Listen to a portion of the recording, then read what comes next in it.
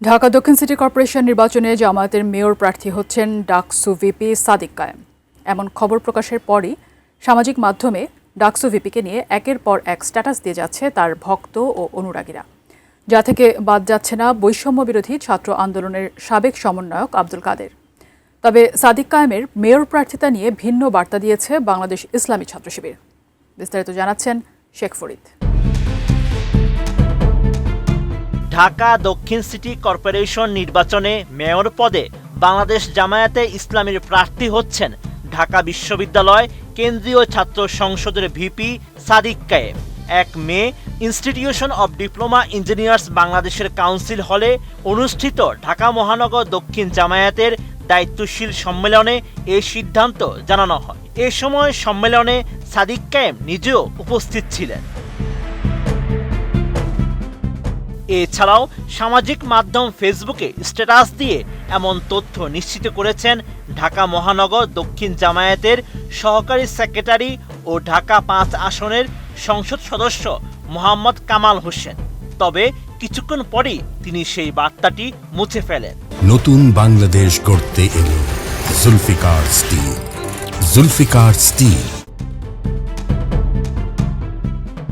এ বিষয়ে জামায়াতে ইসলামীর সহকারী সেক্রেটারি জেনারেল এবং কেন্দ্রীয় প্রচার ও মিডিয়া বিভাগের প্রধান অ্যাডভোকেট এহসানুল মাহবুব জুবায়ের জানান, ঢাকা 2 সিটি কর্পোরেশনের জন্যই প্রার্থী চূড়ান্ত করা হয়েছে এবং শিগগিরই আনুষ্ঠানিক ঘোষণা দেওয়া হবে।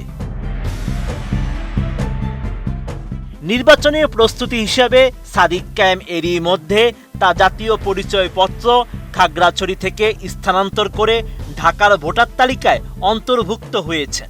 এখন পর্যন্ত বড় কোনো প্রকাশ্য প্রচারণা শুরু না করলেও তিনি নিয়মিত দলীয় নেতাকর্মীদের সঙ্গে যোগাযোগ ও সাংগঠনিক তৎপরতা চালিয়ে যাচ্ছেন।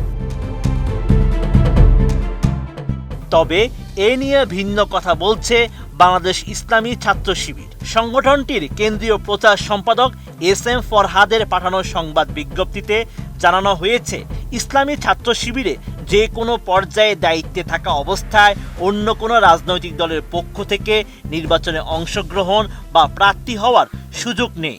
এমনকি কোনো রাজনৈতিক দল থেকেও তাকে প্রার্থী হিসেবে ঘোষণা দেওয়ার সুযোগ নেই। ওই বিজ্ঞপ্তিতে SM ফরহাদ আরও জানান, ইসলামী ছাত্র শিবির থেকে দায়িত্ব শেষ করে বিদায় নেওয়ার পর যে কেউই যে কোনো রাজনৈতিক দলে যুক্ত হয়ে নির্বাচনে অংশগ্রহণ করতে পারবেন। অতএব বর্তমান সেশনে কোনো দায়িত্বশীলকে নিয়ে এই ধরনের সংবাদে বিভ্রান্ত না হওয়ার জন্য সকলকে অনুরোধ জানিয়েছেন ফরহাদ।